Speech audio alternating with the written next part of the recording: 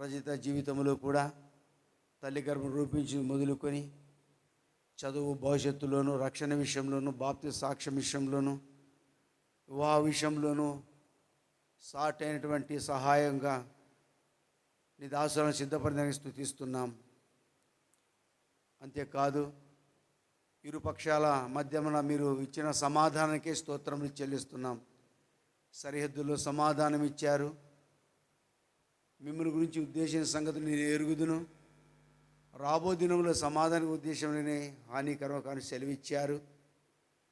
ఈ సందర్భంగా రేపటి దినమున పరిశుద్ధుల ఎదుటను, జీవముగల దేని సంఘం ప్రజల ఎదుటను ప్రభువా జీవిత పాలి భాగస్తులుగా వారు జతపరచబడని ఉండక మునుపు ఈ రాత్రి ప్రభువా వారి పక్షమున మరి ఈ రీతిగా కృతజ్ఞత కూడి కలిగి కృప ఇచ్చారు. స్తోత్రములు.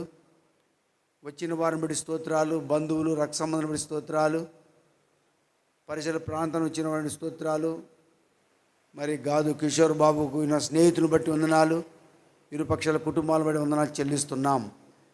ఇంకా కౌలు నుంచి వస్తున్నటువంటి ప్రజలు మార్గం మధ్యను తోడే ఉండి క్షేమం నడిపించండి. పాడబే పాట ద్వారా వాక్యం ద్వారా మహిమ పొందండి. దేవా మీరు మా మధ్య మహిమ తెచ్చుకోవాల్సిందిగా ప్రార్థన చేస్తూ సమస్త మహిమ ఘనత ప్రభావం మీరే యేసును ఆయన శిష్యులను ఆయన వివాహమును పిలువబడినట్టుగా మీరు మా మధ్య ఉండి సమస్తమును బాగుగా జరిగించగల దేవుని నమ్మి స్తుతిస్తూ రక్త ప్రోక్షణ కోరుతూ కీర్తన 32:8 ప్రకారం యేసుక్రీస్తు ప్రభువు వారి పురాణాన్ని బట్టి స్తుతిస్తూ పాడబోయే పాడదర వాక్యం ద్వారా మీరు మహిమ పొందుతారని ప్రార్థించి అడిగి వేడుకొని పొంది ఉన్నాం మా తండ్రి. ఆమేన్.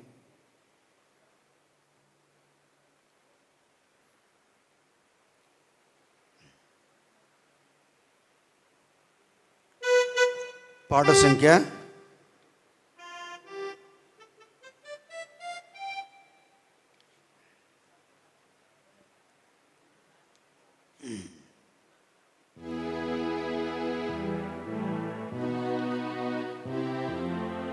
111 పాట పాత పుస్తకంలో కొత్త పాట 113. మరి ఈ పాట పాడుతుండగా మరి రజితాన్ని సిద్ధపరిచి త్వరగా తీసుకురావాల్సింది మనవి చేస్తున్నాం. పాట పాడుతున్నప్పుడు మన మధ్య కూడా మరి కాబోయే పెండ్లి కుమారుడు కిషోర్ బాబు మన మధ్య ఇక్కడ వచ్చి కూర్చుంటాడు. పాడబడ రవి.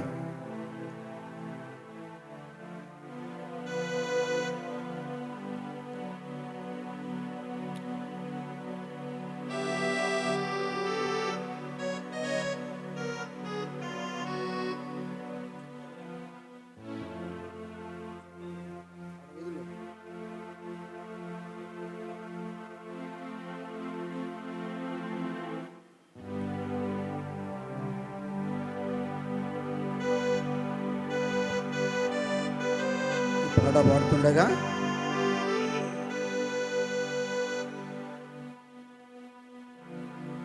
కిషోర్ బాబు వచ్చి వేదిక మీద రావాల్సిందే మనం చేస్తున్నాం. తర్వాత రెండో చరణం పాడుతున్నప్పుడు రచిత వస్తుంది. యేసు నీ ప్రేమ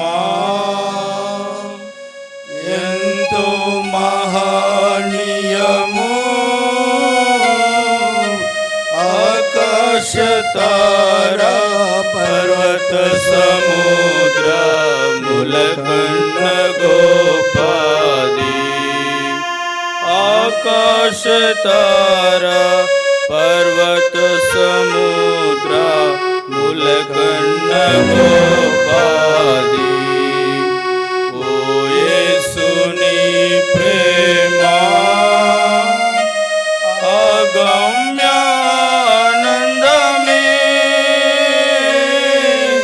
హృదయము నిండెను ప్రభుని కార్యములు, గంభీరమైనవి అగమ్యానందమే,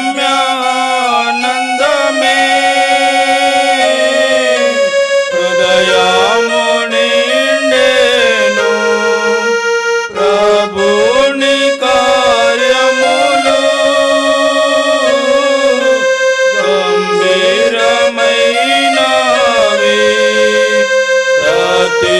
ఉదయ సాయంత్రములు స్తుతికి యోగ్యములు. ఉదయ సాయంత్రములు స్తుతికి యోగ్యములు. స్తుతికి యోగ్యములు.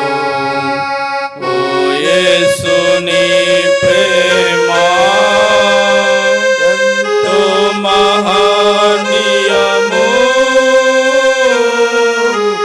ఆకాశ తారా పర్వత సముద్ర ములకన్న గోపాది.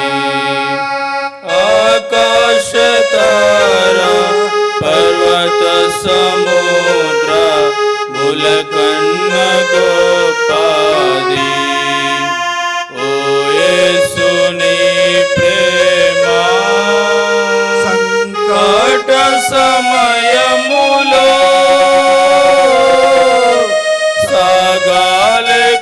సాగాలకున్నాము.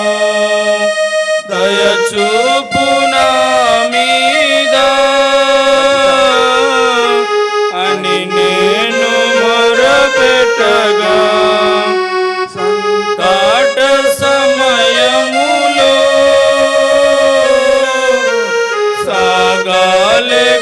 సాగాలకున్నాము. దయచూపు నా మీద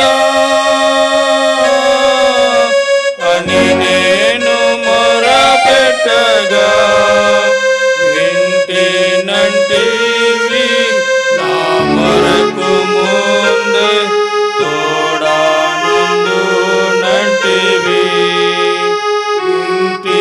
వింటినంటివి నా మొరకు ముందే తోడానందునంటివి. తోడానందునంటివి. ఓ యేసుని ప్రేమ ఎంతో మహనీయము. ఆకాశ తారా పర్వత సముద్ర ములకన్న గోపాది. ఆకాశ తారా పర్వత సముద్ర ములకన్న గోపాది. ఓ యేసుని ప్రేమ మరణాంధకారంపు లోయానే సంచరించిన నిరంతరమేసు నాదు కాపారి మరణాంధకారంపు లోయాన్ని సంచరించిన నిరంతరమేసు నాదు కాపారి కరుణించి నన్ను కాయుచు నడుపు కరుణాగల ప్రభువు. కరమునిచి నన్ను కాయుచు నడుపు కరుణాగల ప్రభువు. కరుణాగల ప్రభువు. ఓ యేసుని ప్రేమ ఎంతో మహనీయము. ఆకాశ తారా పర్వత సముద్ర ములకన్న గోపాది. ఆకాశ తారా పర్వత సముద్ర ములకన్న గోపాది. ఓ యేసుని ప్రేమ కొదువాలని భయపడను నేనెప్పుడు. పచ్చిక బయలులో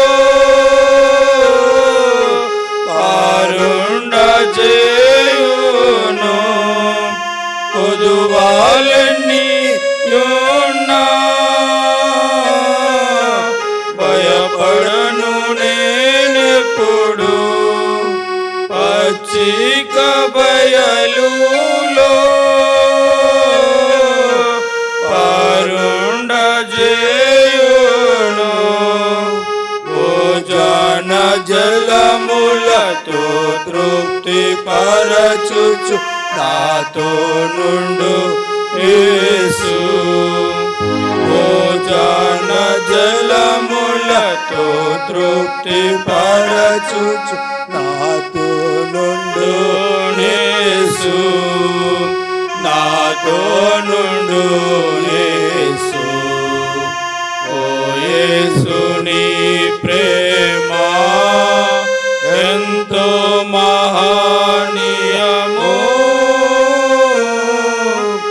ఆకాశ తారా పర్వత సముద్ర ములకన్న గోపాది ఆకాశ తారా పర్వత సముద్ర ములకన్న గోపాది ఓ యేసు నీ ప్రేమ దేవుని గృహములో సదా స్తుతించెదను సంపూర్ణ హృదయముతో సదా భజించెదను దేవుని గృహములో సదా స్తుతించెదను సంపూర్ణ హృదయముతో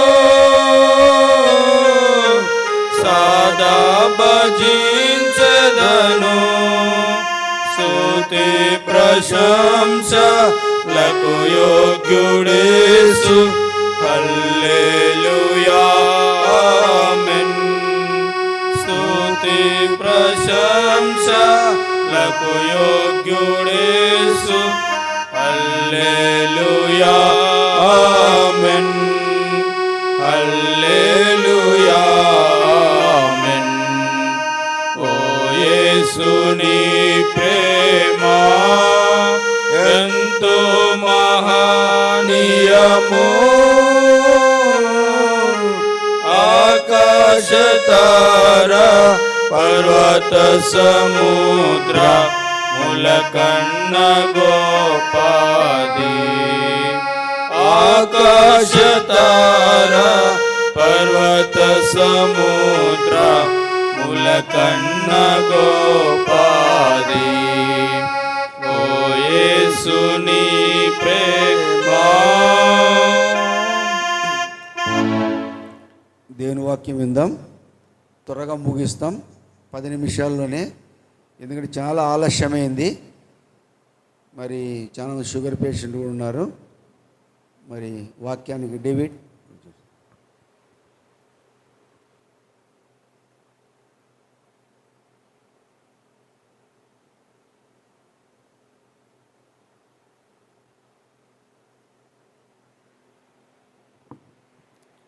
మరి ప్రభువైన యేసుక్రీస్తు నామమున పేరిట మీ అందరికీ శుభములు.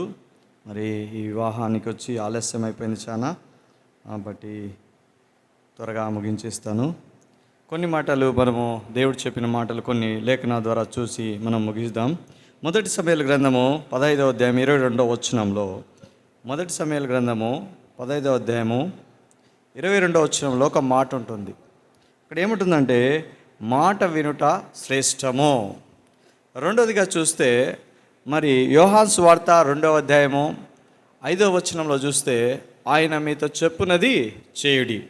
ఇవి రెండు చాలా మానవునికి చాలా ఇంపార్టెంట్స్ అయినటివి. ఎందుకంటే మన జీవితంలో ఆయన మాట వినడం ఎంతో శ్రేష్టము. రెండవదిగా ఆయన మనతో చెప్పినది చేయడము ఎంతో మనకు క్షేమకరము. మన వ్యక్తిగత జీవితంలో మనం చేసే తప్పులు కొన్ని ఉంటాయి. అవి మనం కొన్ని విషయాల్లో సరిచేసుకొని యోగ్యమైన రీతిలో ముందుకెళ్ళాలి. మరి యొక్క వివాహ విషయాల్లో దేవుడు కొన్ని విషయాలు నిబంధనలు చెప్పాడు. ఆ నిబంధనల ప్రకారం ఉంటే వారి జీవితాలు ఎప్పుడు కూడా కానీ మరి సౌభాగ్యంగా వాళ్ళు ఎప్పుడు క్షేమంగా వారు సంతోషంగా సుఖ సంతోషాలతో ఉండేవారిగా ఉంటారు. కానీ నేటి దినాల్లో వివాహ విషయాల్లో మరి దేవుడు ఇచ్చిన ఆజ్ఞలు ప్రతి మానవుడు కూడా మరి దానికి లోబడి వాటిని విధేయత చూపించాలని దేవుడు కొన్ని మాటలు మనకు హెచ్చరిక ద్వారా తెలియజేస్తున్నాడు. మరి ఈ యొక్క కిషోర్ బాబు రజిత విషయంలో దేవుడు జతపరిచే వారి విషయంలో మానవుడు ఎవడుకురా మరి చక్కటిగా వారి జీవితాల్లో మరి ఏ డెసిషన్లో తీసుకోవాలన్నా వారి ఎదురుగానే తీసుకోవాలి. అక్కడ ఏమంటాడంటే దేవుడు జతపరిచిన మనుషులు ఎవరు కూడా వేరు చేయకూడదని కొన్ని విషయాలు అక్కడ తెలుపుతున్నాయి. మత్తయి సువార్త 19:6 దేవుడు జతపరిచిన వారిని మనుషులు వేరు చేయకూడదు అనే మాట ఆయన మనతో చెప్తున్నాడు. మాట వినడం మనకెంతో శ్రేష్టం. మరి ఎందుకంటే ఇప్పుడు నేటి దినాల్లో ఆయన మాటను చాలామంది ఉల్లంఘిస్తున్నారు, ఆయన ఆజ్ఞను ఉల్లంఘిస్తున్నారు, అలాగే ఆశీర్వాదం పోగొట్టుకుంటున్నారు. కాబట్టి దేవుడు మనతో చెప్పే ప్రతి మాట కూడా బహు విలువైనది. కాబట్టి మనము ఈ కిషోరు రజిత విషయంలో మనం చేయాల్సినది ఏమంటే వారి జీవితాల్లో వారు దేవుడు ఏక శరీరంగా నిర్ణయించినప్పుడు వారి జీవితాల్లో మనం ఎటువంటి పరిస్థితుల్లో కూడా జోక్యం చేసుకోకూడదు. వారి జీవితాలను మనం ఆశీర్వదించడానికే బదులం, కానీ వారి జీవితాల్లో ఎప్పుడు కూడా జోక్యం చేసుకునే విషయాల్లో ముందుకెళ్ళకూడదు.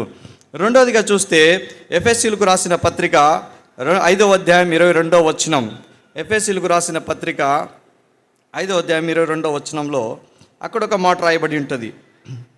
ఎఫెసీలకు రాసిన పత్రిక 5:2 స్త్రీలారా ప్రభువుకు వలె మీ సొంత పురుషులకు లోబడి ఉండుడి. మనం ఈ యొక్క స్త్రీలు వారి సొంత పురుషులకు రెండోదిగా లోబడి ఉండాలి. మొదటిదొచ్చి ఆజ్ఞ ఇస్తున్నాడు, దేవుడు జతపరిచిన వారిని మనుషులు ఎవరు వేరు చేయకూడదు. మరి రెండోది వచ్చి లోబడుట. స్త్రీ తన సొంత పురుషునికి లోబడి ఉండాలి. అట్లనే పురుషుడు కూడా తన సొంత భార్యను ప్రేమిస్తూ ఉండాలి. మరి వ్యక్తిగత జీవితంలో ఇవి రెండు పొరపాటు అయితే కన్నా ఈ కుటుంబాలకు ఎంతో మరి క్షేమం ఉండదు. కాబట్టి మన వ్యక్తిగత జీవితంలో మనం తెలుసుకోవాల్సింది ఏమంటే వివాహం జరిగేవారు కానీ వివాహంకి వచ్చిన వారు కూడా కానీ మరి ఎవరైనా కూడా కావచ్చు, కానీ మరి దేవుడు పురుషులు స్త్రీలారా ప్రభువుకు వలె మీ సొంత పురుషులకు లోబడి ఉండండి. ఎందుకు చెప్తున్నాడంటే ఈ లోబడటం ద్వారా ఎంతో క్షేమం. కాబట్టి స్త్రీలు ఎంతగానో లోబడి ఉండాలి, భర్తలు కూడా అదే విధంగా ప్రేమించాలని ఆయన మనతో చెప్తున్నాడు. మూడో మాటగా ఆయన ఏం చెప్తున్నా అంటే మరి 5:24 ఒక మాట ఉంటుంది, సంఘము క్రీస్తుకు లోబడినట్టు భార్య కూడా ప్రతి విషయంలో తమ పురుషులకు లోబడి ఉండవలెను. ప్రతి విషయములో కూడా అంటున్నాడు. ఇక్కడ మొదటిగా ఏమంటున్నాడు, మీ సొంత పురుషులకు లోబడి ఉండుడి, ప్రతి విషయములో లోబడి ఉండాలి. ఎందుకంటే లోబడటం ద్వారా చాలా ఆశీర్వాదాలు ఉన్నాయి. వ్యక్తిగత జీవితంలో కావచ్చు, అది కుటుంబ జీవితంలో కావచ్చు, మరి అన్ని విషయాల్లో కూడా మనము లోబడి ఉండాలని ప్రభు మనకు కొన్ని విషయాలు తెలియజేస్తున్నాడు. ఆ విధంగా మనం ఎప్పుడైతే ఉంటామో మన జీవితంలో వ్యక్తిగత జీవితంలో మనం చాలా ముందుకు వెళ్ళేవారిగా ఉంటున్నాం. అదే ఎఫెసీలకు రాసిన పత్రిక 5:15 దినములు చెడ్డవి గనుక సమయం పోనీక జ్ఞానుల వలె నడవాలి. మనము అజ్ఞానుల వలె కాకుండా జ్ఞానం వలె జాగ్రత్తగా నడవాలి, జ్ఞానులుగా నడవాలని లేఖనాలు తెలియజేస్తున్నాయి. ఎందుకంటే నేటి దినాల్లో క్రైస్తవ సమాజంలో క్రైస్తవ కుటుంబాలనే సాతానుగాడు టార్గెట్ చేశాడు. కాబట్టి మరి మన వ్యక్తిగత జీవితంలో మనము దినములు చెడ్డవని మనం గుర్తెరిగి మన ఆత్మీయ జీవితంలో మనము జాగ్రత్తగాను మరి సమయం సద్వినియోగం చేసుకుంటూ ఆత్మీయ జీవితంలో ఎంతగానో మనము ఈ విషయాల్లో జ్ఞానుల వలె ప్రవర్తించాలి. ఉన్న దినాల్లో కొద్ది దినాల్లో మన జీవితాల్లో ప్రభువు రాకడ ఆలస్యమేలో ఆయన వచ్చే లోపల మనం అందరం సిద్ధపడి ఉండాలి. కాబట్టి మరి వ్యక్తిగత జీవితంలో మనము జ్ఞానుల వలె ఉండాలని తెలియజేస్తున్నాడు. అదేవిధంగా జాగ్రత్తగా ఉండాలి. ఈ 4 సందర్భాలు దేవుడు మనకు తెలియజేస్తున్నాడు. మొదట ఆయన మాట వినుట శ్రేష్టము. ఆయన మనతో చెప్పేదేమంటే దేవుడు జతపరిచిన వారిని మనుషులు ఎవరు కూడా వేరుపరచకూడదు. ఇది దేవుని నిబంధన. వారి జీవితాల్లో మనం జోక్యం చేసుకోకూడదు. ఎందుకంటే నేటి దినాల్లో పరిస్థితుల్లో మేము ఎన్నో చూస్తుంటాం. మెసేజ్లు పైన మందిరాల్లో చూసినప్పుడు ఎవరు చేస్తారంటే ముఖ్యంగా తల్లిదండ్రులు మరి బంధుమిత్రాదులు ఏమైనా పర్వాలేదే చూస్తే అంటే దానికి ఆజ్ఞకు అతిక్రమిస్తే అది శాపంగాను పాపంగాను మారకముందే దేవుడు మనతో చెప్పే హెచ్చరికలన్నీ మనం లోబడి ఉండాలి. రెండో విషయంలో భార్యలు పురుషులకు లోబడి ఉండాలి. మరి అదే విషయంలో ప్రతి విషయంలో కూడా లోబడి ఉండాలి. ఆ విధంగా ఉన్నప్పుడు వారి జీవితాలు సంతోషంగా, సౌఫల్యంగా, మంచి చక్కటి భవిష్యత్తు వారి జీవితంలో ఉండేదిగా ఉంటుంది. మూడవదిగా వారు కుటుంబాన్ని ప్రేమిస్తూ ఉండాలి. మరి అదేవిధంగా భయము కలిగి కూడా జీవిస్తూ ఉండాలి. ఎందుకంటే ఈ కుటుంబ వ్యవస్థ అనేది చాలా ఇంపార్టెంట్ కాబట్టి భయముతోనూ మరి ప్రేమతోనూ రెండు కూడా కూడి ఉన్నాయని లేఖనాలు తెలియజేస్తున్నాయి. ఎందుకంటే ఎఫెసీయులకు రాసిన పత్రిక 5వ అధ్యాయం 33వ వచనంలో ఈ మాట రాయబడింది. మెట్టుకు మీలో ప్రతి పురుషుడును తనను వలె తన భార్యను ప్రేమింపవలను, భార్య అయితే తన భర్త యందు భయము కలిగి ఉండినట్లు చూచుకొనవలెను. ఇక్కడ ప్రేమ ఉంది, భయము ఉండాలి. ఈ రెండిట్లో ఏముందంటే ముఖ్యంగా ప్రేమలో మరి భయంలో విధేయత అనేది కనపరచబడుతుంది. కాబట్టి భార్య భర్తల విషయంలో ఇరువురు కూడా ఒకరికొకరు విధేయులై ఉండాలని లేఖనాలు తెలియజేస్తున్నాయి. ఇవన్నీ జరగాలంటే మనం ఎక్కడికి వెళ్ళాలంటే కీర్తనలు 128వ అధ్యాయము 1వ వచనములకు వెళ్ళాలి. ఇవన్నీ మన భవిష్యత్తులో నెరవేరాలంటే యెహోవా యందు భయభక్తులు కలిగి ఉండట. ఇక్కడ చూడండి, కీర్తనలు 128వ అధ్యాయము, కీర్తనలు 128. యెహోవా యందు భయభక్తులు కలిగి ఆయన త్రోవల యందు నడుచువారు ధన్యులు.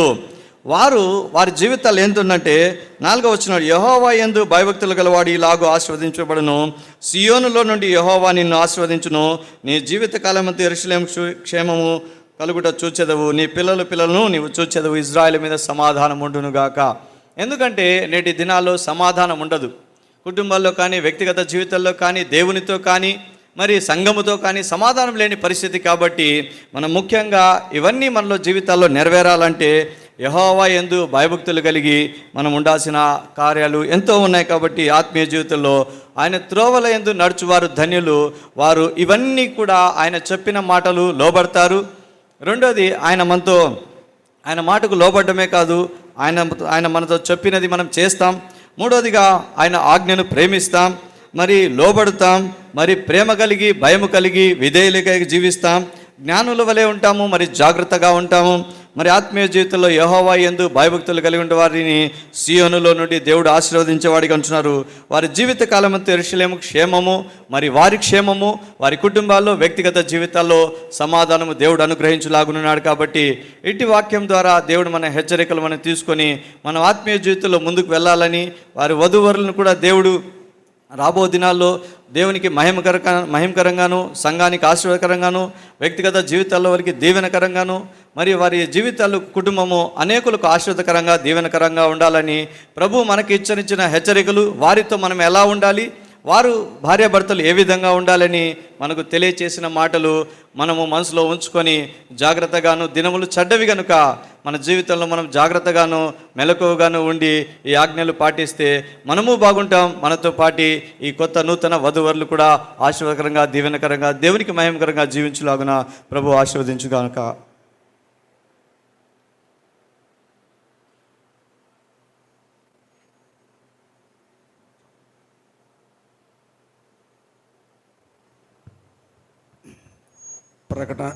ప్రకటనలు జ్ఞాపకం చేసుకోండి. ప్రార్థన ముగించబడిన తర్వాత చేరి వచ్చిన వారందరికీ భోజనం ఏర్పాటు చేయబడి ఉన్నది. అంతేకాకుండా ఉదయకాల సమయంలో 8:30కంతా బ్రేక్ఫాస్ట్ టిఫిన్ ఏర్పాటు చేయబడుతుంది. 10:30కి ఇక్కడ మీటింగ్ ప్రారంభం కాబోతుంది. ఈ విషయం కూడా గమనించండి. వచ్చిన వారు మరి ఈ విషయాన్ని గమనించి అటు ఇటు మనసు ఉంచకుండా దేవుని సన్నిధిలో దేవుని వాక్యం విని ఆత్మీయ మేలు పొందాలని కూడా ప్రభునామమున మనవి చేస్తున్నాం.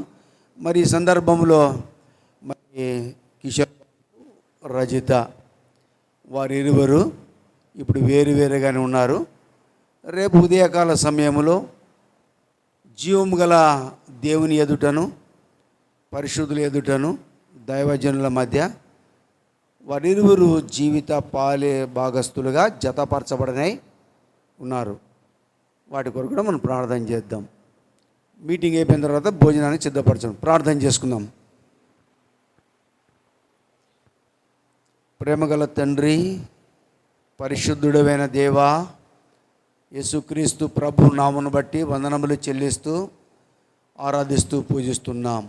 నీ దాసుడు మా ప్రియ సహోదరుడు డేవిడ్ని మీరు సిలువ చాటును మరుగుపరచి మరి మీరు ఇచ్చిన హెచ్చరికలను బట్టి స్తోత్రాలు. లోబడుట, మాట వినుట, ప్రేమించుట చాలా ప్రాముఖ్యమైనది.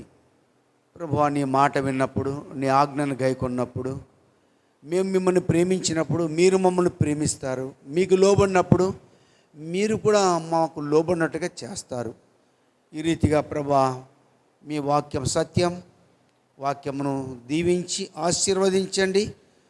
మరి రేపటి దినమున వివాహ విషయంలో మా మధ్య మీరు ఉండవలసిందిగా ప్రార్థన చేస్తున్నాం. కానాను వివాహములో యేసును, ఆయన శిష్యులను, ఆయన తల్లి అక్కడ ఉండడం ద్వారా వివాహములో కలవరం తొలగించి వివాహ విషయంలో మీరు చేసినటువంటి ఆశ్చర్య కార్యములు, సూచక్రియలను బట్టి స్తోత్రాలు.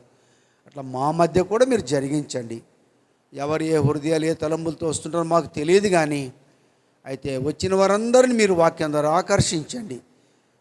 మరి వచ్చిన వారందరూ కూడా నూతనముగా జతపరచబడే వారిని ఆశీర్వదించి వెళ్ళడానికి కూడా సాయం చేయండి. వచ్చిన వారిని కూడా మేము కూడా ఏ రీతిగా ప్రేమతో ఆహ్వానించాలో మాకు సాయం ఇచ్చేయండి. ఈ రాత్రి ప్రభువా, మీరు మాకు ఇచ్చిన మంచి సమయాన్ని బట్టి స్తోత్రములు.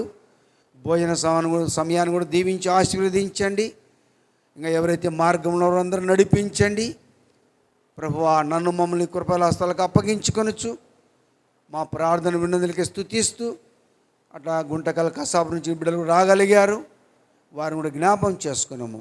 సకాలానికి తిరిగినా రేపు మా మధ్యకి రావాల్సినటువంటి జయంతిరావు అయితేనే, ఎలీషా బ్రదర్ని అయితేనేమి, పూనా నుండి రావాల్సిన వారు, జమ్మలూడు, పొద్దుటూరుగా చుట్టుపక్కల ఏర్పాట్లు ఉన్నవారు, తాడపత్రి, ఇతర స్థలాల నుంచి అనంతపురం పరిసర ప్రాంతాలందరినీ కూడా, పత్తికొండలో ఉన్నటువంటి ప్రజలను కూడా ఆహ్వానించిన వారు నడిపిస్తున్నాము. స్తుతిస్తూ, మా ప్రార్థన విన్నందులకి స్తుతిస్తూ, ప్రతి ఒక్క కలం తొలగించి మీరే మహిమ పొందుతారని యేసుక్రీస్తు ప్రభుల వారి ప్రణామాన్ని బట్టి ఆరాధించి స్తుతించి ప్రార్థించి అడిగి వేడుకొని పొంది ఉన్నాం మా తండ్రి. ఆమేన్. తొట్టిల్లకుండా మనను కాపాడుటకును, తన మహిమ ఎదుట నిర్దోషముతో ఆనందముతో తన సన్నిధి మనం నిలబెట్టుటకును, మన రక్షకుడును అద్వితీయ దేవునికి మహిమయు మహాత్యమును ఆధిపత్యమును అధికారత్వమును చేరువచ్చిన వారికిని సకల పరిశుద్ధులకును నూతనముగా రేపు జతపరచబడే నీ బిడ్డలైన వారికిని ఇప్పుడు ఎల్లప్పుడు సదాకాలము ప్రభువైన యేసుక్రీస్తు నామం తోడై ఉండును గాక. ఆమేన్. ప్రైజ్ లార్డ్ అందరికీ.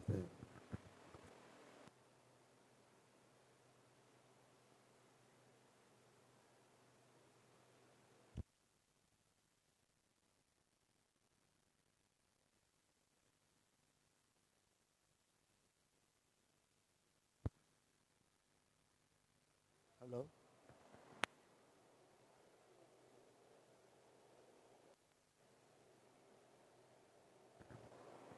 ప్రతి ఒక్కరూ భోజనం చేసి వెళ్ళాలని మనవి చేస్తున్నాం. ఇది గమనించండి.